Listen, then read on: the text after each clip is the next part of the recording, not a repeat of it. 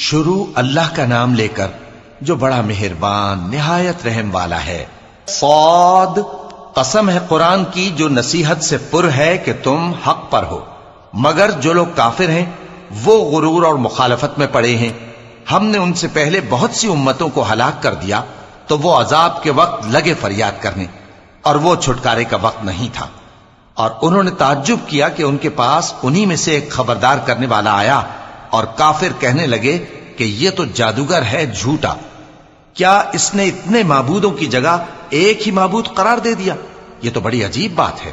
اور ان میں جو معزز تھے وہ چل کھڑے ہوئے اور بولے کہ چلو اور اپنے معبودوں کی پوجا پر قائم رہو، بے شک یہ ایسی بات ہے جس میں کوئی خاص غرض ہے۔ یہ بات کسی دوسرے مذہب میں ہم نے کبھی سنی ہی نہیں، یہ تو بالکل گھڑی ہوئی بات ہے۔ کیا ہم سب میں سے اسی پر نصیحت کی کتاب اتری ہے؟ اصل بات یہ ہے کہ یہ لوگ میری نصیحت کی طرف سے شک میں ہیں، بلکہ انہوں نے ابھی میرے عذاب کا مزہ نہیں چکھا۔ کیا ان کے پاس تمہارے پروردگار کی رحمت کے خزانے ہیں جو غالب ہے، سب کچھ عطا کرنے والا ہے؟ یا آسمانوں اور زمین اور جو کچھ ان میں ہے ان سب پر انہی کی حکومت ہے؟ تو چاہیے کہ رسیاں تان کر آسمانوں پر چڑھ جائیں۔ یہاں شکست کھائے ہوئے گروہوں میں سے یہ بھی ایک لشکر ہے۔ ان سے پہلے نوح کی قوم اور عاد اور میخوں والا فرعون بھی جھٹلا چکے ہیں، اور سمود اور لوط کی قوم اور بن کے رہنے والے بھی، یہی وہ شکست خوردہ گروہ ہیں۔ ان سب نے پیغمبروں کو جھٹلایا تو میرا عذاب ان پر آ واقع ہوا، اور یہ لوگ تو صرف ایک زور کی آواز کا جس میں شروع ہونے کے بعد کچھ وقفہ نہیں ہوگا انتظار کرتے ہیں، اور کہتے ہیں کہ اے ہمارے پروردگار، ہم کو ہمارا حصہ جلدی سے حساب کے دن سے پہلے ہی دے دے۔ اے پیغمبر صلی اللہ علیہ وآلہ وسلم، یہ جو کچھ کہتے ہیں اس پر صبر کرو، اور ہمارے بندے داؤد کو یاد کرو جو صاحب قوت تھے، بے شک وہ رجوع کرنے والے تھے۔ ہم نے پہاڑوں کو ان کے زیر فرمان کر دیا تھا کہ صبح و شام ان کے ساتھ تسبیح کرتے تھے، اور پرندوں کو بھی کہ وہ جمع رہتے تھے، ہر ایک ان کے آگے رجوع رہتا تھا۔ اور ہم نے ان کی بادشاہی کو مستحکم کیا اور ان کو حکمت اور فیصلہ کن خطابت عطا فرمائی۔ اور اے نبی صلی اللہ علیہ وآلہ وسلم، کیا تمہارے پاس ان جھگڑنے والوں کی بھی خبر آئی ہے جب وہ دیوار پھاند کر اندر داخل ہوئے؟ جس وقت وہ داؤد کے پاس آئے تو وہ ان سے گھبرا گئے۔ انہوں نے کہا کہ خوف نہ کیجیے، ہم دونوں کا ایک مقدمہ ہے کہ ہم میں سے ایک نے دوسرے پر زیادتی کی ہے، تو آپ ہم میں انصاف سے فیصلہ کر دیجئے اور بے انصافی نہ کیجیے گا، اور ہم کو سیدھا رستہ دکھا دیجئے۔ بات یہ ہے کہ یہ میرا بھائی ہے، اس کے ہاں 99 دمبیاں ہیں اور میرے پاس ایک دمبی ہے۔ یہ کہتا ہے کہ یہ بھی میرے حوالے کر دے، اور گفتگو میں مجھ پر حاوی ہو رہا ہے۔ انہوں نے کہا کہ یہ جو تیری دمبی مانگتا ہے کہ اپنی دمبیوں میں ملا لے، بے شک تجھ پر ظلم کرتا ہے، اور اکثر شریک ایک دوسرے پر زیادتی ہی کیا کرتے ہیں۔ ہاں، جو ایمان لائے اور عمل نیک کرتے رہے، اور ایسے لوگ بہت کم ہیں۔ اور داؤد نے خیال کیا کہ اس واقعے سے ہم نے ان کو آزمایا ہے، تو انہوں نے اپنے پروردگار سے مغفرت مانگی اور جھک کر سجدے میں گر پڑے اور اللہ کی طرف رجوع کیا۔ چونکہ آیت سجدہ تلاوت کی گئی ہے، لہذا سامعین پر سجدہ واجب ہے۔ تو ہم نے ان کو بخش دیا، اور بے شک ان کے لیے ہمارے ہاں قرب اور عمدہ مقام ہے۔ اے داؤد، ہم نے تم کو زمین میں خلیفہ بنایا ہے، تو لوگوں میں انصاف کے فیصلے کیا کرو، اور خواہش کی پیروی نہ کرنا کہ وہ تمہیں اللہ کے رستے سے بھٹکا دے گی۔ جو لوگ اللہ کے رستے سے بھٹکتے ہیں ان کے لیے سخت عذاب ہے، اس لیے کہ انہوں نے حساب کے دن کو بھلا دیا۔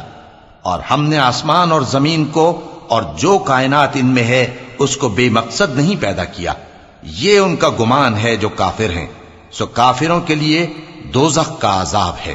جو لوگ ایمان لائے اور عمل نیک کرتے رہے، کیا ان کو ہم ان کی طرح کر دیں گے جو ملک میں فساد کرتے ہیں، یا پرہیزگاروں کو بدکاروں کی طرح کر دیں گے؟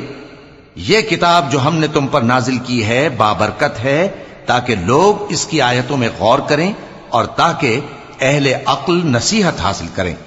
اور ہم نے داؤد کو سلیمان عطا کیے، بہت خوب بندے تھے، اور وہ اللہ کی طرف بہت رجوع کرنے والے تھے۔ جب ان کے سامنے شام کو اصیل گھوڑے پیش کیے گئے تو کہنے لگے کہ میں نے اپنے پروردگار کی یاد سے غافل ہو کر مال کی محبت اختیار کی، یہاں تک کہ آفتاب پردے میں چھپ گیا۔ بولے کہ ان کو میرے پاس واپس لاؤ۔ پھر ان کی ٹانگوں اور گردنوں پر ہاتھ پھیرنے لگے، اور ہم نے سلیمان کی آزمائش کی اور ان کے تخت پر ایک دھڑ سا ڈال دیا۔ پھر انہوں نے اللہ کی طرف رجوع کیا اور دعا کی کہ اے پروردگار، مجھے معاف فرما اور مجھ کو ایسی بادشاہی عطا فرما کہ میرے بعد کسی کو شایع نہ ہو، بے شک تو سب کچھ عطا فرمانے والا ہے۔ پھر ہم نے ہوا کو ان کے زیر فرمان کر دیا کہ جہاں وہ پہنچنا چاہتے ان کے حکم سے نرم نرم چلنے لگتی، اور جنوں کو بھی ان کے زیر فرمان کیا۔ یہ سب عمارتیں بنانے والے اور غوطہ مارنے والے تھے، اور کچھ دوسروں کو بھی جو زنجیروں میں جکڑے ہوئے تھے۔ ہم نے کہا یہ ہماری بخشش ہے، چاہو تو احسان کرو یا رکھ چھوڑو، تم سے کچھ حساب نہیں ہے، اور بے شک ان کے لیے ہمارے ہاں قرب اور عمدہ ٹھکانہ ہے۔ اور ہمارے بندے ایوب کو یاد کرو جب انہوں نے اپنے رب کو پکارا اور کہا کہ شیطان نے مجھ کو ایذا اور تکلیف دے رکھی ہے۔ ہم نے کہا کہ زمین پر لات مارو، دیکھو یہ چشمہ نکل آیا، نہانے کو ٹھنڈا پانی اور پینے کو بھی، اور ہم نے ان کو اہل و عیال اور ان کے ساتھ اتنے ہی اور بخشے۔ یہ ہماری طرف سے رحمت اور عقل والوں کے لیے نصیحت تھی۔ اور ہم نے کہا اپنے ہاتھ میں تنکوں کا ایک مٹھا لو، پھر اس سے مار لو اور قسم نہ توڑو، بے شک ہم نے ان کو ثابت قدم پایا، بہت خوب بندے تھے، بے شک وہ بہت رجوع کرنے والے تھے۔ اور ہمارے بندوں ابراہیم اور اسحاق اور یعقوب کو یاد کرو جو قوت والے اور صاحب نظر تھے۔ ہم نے ان کو ایک صفت خاص آخرت کے گھر کی یاد سے ممتاز کیا تھا، اور وہ ہمارے نزدیک منتخب اور خوبی والوں میں سے تھے۔ اور اسماعیل اور الیسع اور ذوالکفل کو یاد کرو، اور یہ سب بھی خوبی والوں میں سے تھے۔ یہ نصیحت ہے اور پرہیزگاروں کے لیے تو عمدہ ٹھکانہ ہے، ہمیشہ رہنے کے باغ جن کے دروازے ان کے لیے کھلے ہوں گے، ان میں تکیے لگائے بیٹھے ہوں گے، اور کھانے پینے کے لیے بہت سے میوے اور مشروبات منگاتے رہیں گے، اور ان کے پاس نیچی نگاہ رکھنے والی اور ہم عمر حوریں ہوں گی۔ یہ وہ چیزیں ہیں جن کا حساب کے دن کے لیے تم سے وعدہ کیا جاتا تھا، یہ ہمارا رزق ہے جو کبھی ختم نہیں ہوگا۔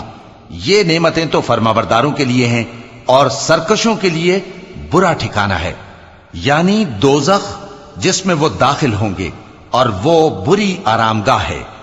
یہ کھولتا ہوا گرم پانی اور پیپ ہے، اب اس کے مزے چکھیں، اور اسی طرح کے اور بہت سے عذاب ہوں گے۔ یہ ایک فوج ہے جو تمہارے ساتھ گھستی چلی آ رہی ہے، ان کو خوشامدید نہ کہا جائے۔ یہ دوزخ میں جانے والے ہیں، کہیں گے بلکہ تمہیں کو خوشامدید نہ کہا جائے، تمہیں تو یہ بلا ہمارے سامنے لائے ہو، سو یہ برا ٹھکانہ ہے۔ وہ کہیں گے اے پروردگار، جو اس کو ہمارے سامنے لایا ہے اس کو دوزخ میں دگنا عذاب دے، اور کہیں گے کیا سبب ہے کہ یہاں ہم ان لوگوں کو نہیں دیکھتے جن کو ہم بروں میں شمار کرتے تھے؟ کیا ہم نے ان سے ٹھٹھا کیا ہے، یا ہماری آنکھیں ان کی طرف سے پھر گئی ہیں؟ بے شک یہ اہل دوزخ کا جھگڑنا برحق ہے۔ کہہ دو کہ میں تو صرف خبردار کرنے والا ہوں، اور اللہ اکیلے اور غالب کے سوا کوئی معبود نہیں۔ جو آسمانوں اور زمین اور جو مخلوق ان میں ہے سب کا مالک ہے، غالب ہے، بخشنے والا۔ کہہ دو کہ یہ ایک بڑی ہولناک چیز کی خبر ہے جس کو تم دھیان میں نہیں لاتے۔ مجھ کو اوپر کی مجلس والوں کا جب وہ جھگڑتے تھے کچھ بھی علم نہ تھا، میری طرف تو یہی وحی کی جاتی ہے کہ میں کھلم کھلا خبردار کرنے والا ہوں۔